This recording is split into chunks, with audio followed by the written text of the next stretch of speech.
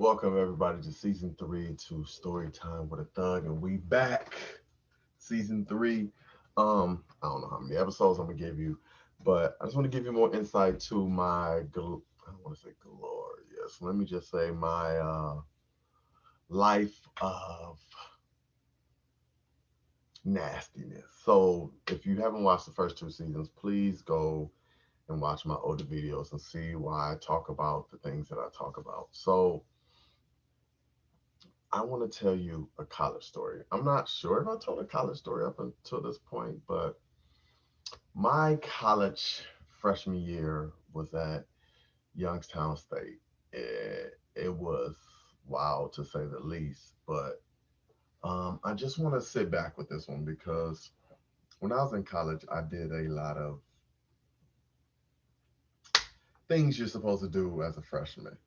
And I mean, as far as being wild and partying and going crazy and sleeping with women and drinking and going to class when you want to. But one story in particular, I could tell a bunch of stories about things I did in college, but maybe one day I'll tell a mustard story, but I got to get permission on that one because it's some things I have to say and it might include other people. But so one time in college, well, before I get to the story, I was dating a girl in college and she lived in a different building. I think her building was called Kill.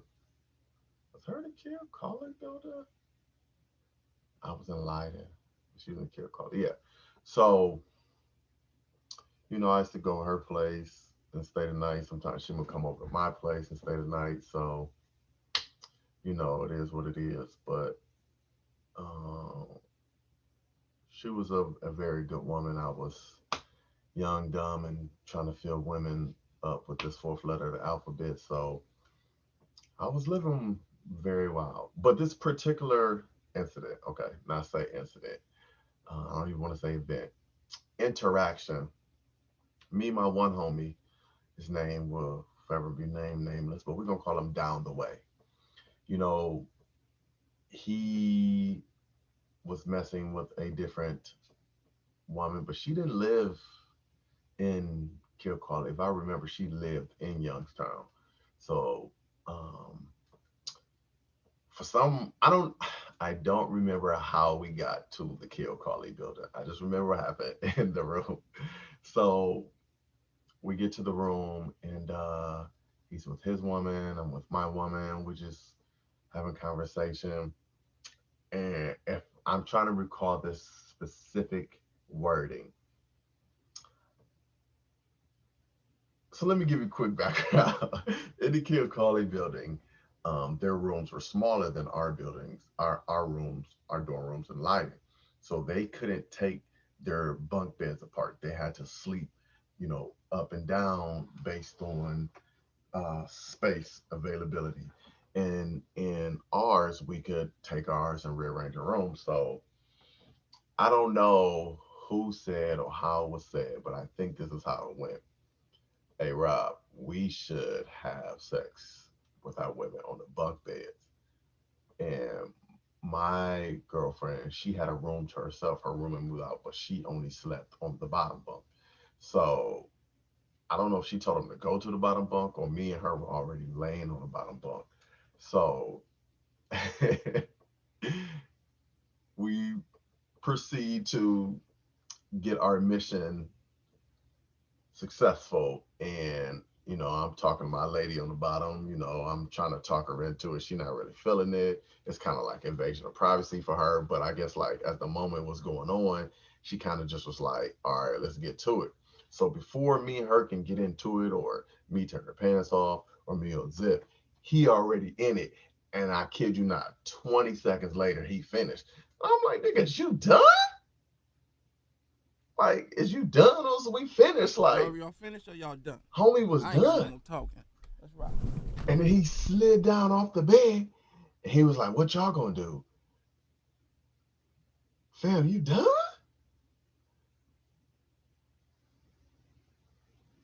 So, I mean, I looked at my lady and she was like, you gonna do it? I'm like, for sure. And I did because, like, it was just too funny to me. Like it turned into a non-pressure situation into a very pressurous.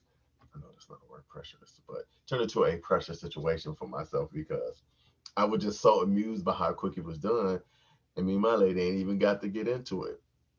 And the reason I'm telling you the story, because not only because I thought this was a great story, but that's the only time in my mind that I ever cared about another man's sexual stamina. Because my man's was in it 20 seconds. I'm pretty sure it had to be longer than 20 seconds, but I can guarantee you it wasn't a full minute. I can guarantee you that. Oh, I wish I still was in touch with him so I can ask him if he remembered that because that bed was shaking hard up top to the point where I thought the bunk bed might collapse on me. And my man was, how they say it, pound town. Like he was giving her the business. But for 20 seconds, oh, I can't believe I told y'all this story. But it's part of my full disclosure and sharing things that happened to me in my life. I want to share that to you. But, college was very fun for me because I met some of the greatest friends I ever had in my life that I still have in my life um, there. And we always talk about how that 03, 04 year was just so amazing because of the things that happened and the things we did while we were there. And that's just one of my stories that I can tell you about. Maybe I should just dedicate season three to just my Youngtown story days because I can tell you more in length, pause, about things that happened sexually at Youngstown. And I think I might just, season three might turn into the Youngstown stories because I can tell you at least three more stories that I know off the top of my head. Um, I'm about to ask, can I tell a mustard story? Because I will have to reveal some things about ourselves. But um, that was just a crazy story to me that my homie brought up the idea of having sex on bunk beds, and before I can even attempt to get started, he was already finished. I wish I knew someone who still talk to him so I could just ask him, does he remember that? Because that shit was hilarious. Oh man! But I didn't want to be long with the first story because the story I was going to tell for my second story was going to be really long in duration. But pause. Um, Now that I think I'm gonna stick with the Youngstown story, we'll see what I come back in season two. But that's the first one. I just want to give that to y'all. Stay tuned because season three is gonna be my best season because these stories are really going to be detailed and tell you exactly type of horrible man I was back then. But this first story was just to get you back, get you in the saddle. I promise you, the second, third, I don't know how many I'm gonna tell, but the if I tell my original second story, you're just gonna know so much about me. Um, but if I do come back, if I do tell my original second story, it's called the Candy Bar Story, and I was a very shady person. So stay tuned. Season three is gonna be great. I have so many stories. I got my headphones on because it's late, and I just want to make sure the audio sound good.